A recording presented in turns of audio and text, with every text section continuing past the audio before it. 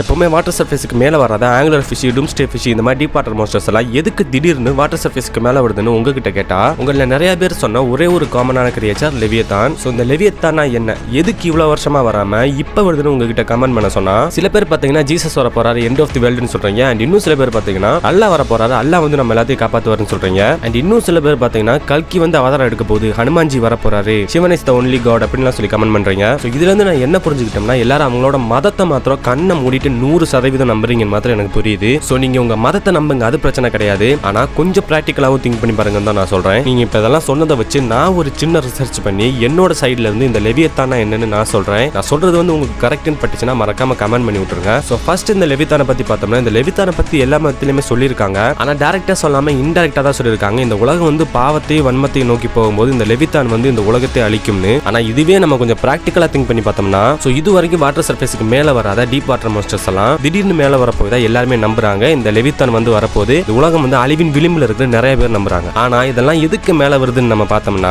கடல் வந்து நம்ம நினைச்சு பார்க்க முடியாத அளவுக்கு ஆழமான ஒரு பகுதி. அது மட்டும் இல்லாம ஸ்பேஸ்ல நம்ம எவ்வளவு ரிசர்ச் பண்ணாலும் இந்த கடற்கரையில வந்து நம்மளால ரிசர்ச் பண்ண முடியல. ஏன்னா இந்த கடலோட ஆழத்தை வந்து இதுவரைக்கும் யாருமே கணிச்சதும் இல்ல. அது மட்டும் இல்லாம கடலோட ஆழத்துக்கு நம்ம போக போக அங்க உள்ள டென்சிட்டியுமே அவ்வளவு அதிகமா இருக்கும். ஸோ இதனாலவே நம்ம ஸ்பேஸ்ல போய் மனுஷங்களை இறக்குனாலும் கடல்ல வந்து ஒரு குறிப்பிட்ட அளவுக்கு கீழே வந்து நம்மளால போகவே முடியாது. ஏன்னா ஆழம் கூட கூட அந்த தண்ணியோட அடர்த்தி வந்து அவ்வளவு அதிகமாகும். ஸோ அதனாலவே கடலுக்கடியில வந்து யாராலையுமே ரிசர்ச் பண்ண முடியல. இதெல்லாம் இப்போ எதுக்கு சொல்லிக்கிட்டு இருக்கேன்னு பாத்தீங்கன்னா, கடலுக்கடியில என்ன வேணாலும் நடக்கிறதுக்கு வாய்ப்பு இருக்குதுங்க. அதாவது குளோபல் வார்மிங் நடக்கலாம். அது மட்டும் இல்லாம கடலுக்கடியில எரிமலை இருக்கிறதுனால வோல்கானிக் எஃபெக்ட்னால அந்த தண்ணி கூட ஹீட் ஆகி அந்த மீனெல்லாம் மேல வந்திருக்கலாமே. ஏன்னா கடலோட அடியில வந்து அவ்வளோ டென்சிட்டி அந்த தண்ணி இருக்கிறதுனாலவே அங்க வாழக்கூடிய மீன்களோட உடலமைப்பு வந்து அவ்வளோ டென்சிட்டியை தாங்கக்கூடிய உடலமைப்புல தான் அங்க உள்ள மீன் கண்டிப்பா இருக்கும். ஸோ அந்த மீன்களை வந்து கம்பேர் பண்ணும்போது இந்த டெவில் ஃபிஷோட பாடி டென்சிட்டி வந்து கொஞ்சம் கம்மியா இருக்கலாம். ஸோ அதனால கூட இந்த டெவில் ஃபிஷ், டூம்ஸ்டே ஃபிஷ் எல்லாம் கூட மேல வந்திருக்கலாம். அண்ட் இந்த டூம்ஸ்டே ஃபிஷ் வந்து இந்த உலக அழிவுன்னு சொல்றாங்க இல்லையா. ஸோ அதுல வந்து எனக்கு ஒரு சின்ன நம்பிக்கை இருக்கு. ஏன்னு பார்த்தோம்னா, இந்த சுனாமியை பேஸ் பண்ணி இருக்கக்கூடிய நிறைய படத்துல